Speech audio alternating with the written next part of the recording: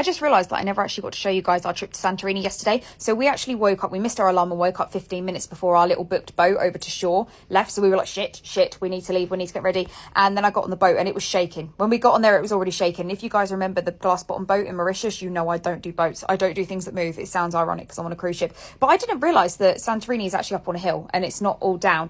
And then we had, oh, look at the boat. So that little boat was the boat we're currently on. And then look at the size of it compared to the cruise ship. It was wild. It was a massive size difference. Honestly, it's like a giant water tank.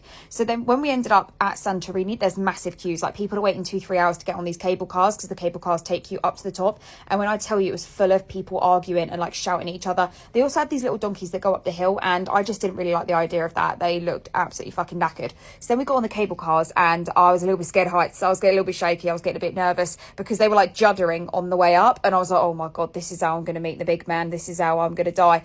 We got into town and done a bit of shopping, but there wasn't really a lot there because they actually dropped us the wrong side of the island. So they dropped us at a different port to where like everything is. It didn't really make sense. So then we went and got some lunch. I had a Greek salad, but flies kept swarming over it, so I didn't end up eating that. And then we had to stay a bit hydrated. Lauren got a toastie and then look at the salad that they gave her. It was a funny salad. It was a bit pathetic. But then we found the world's smallest Sephora, but they had the whole range of Fenty stuff. So I was like, okay, that makes up for it. Then we got back on the boat because there was absolutely nothing to do in the part of Santorini we were at, and the boat was shaking. I was getting so seasick. I was not here for it. We then went back to the pool because the pool was pretty empty while everyone was on shore. And then I read this Colleen Hoover book and it was actually really, really good. I managed to finish it in just under 3 hours.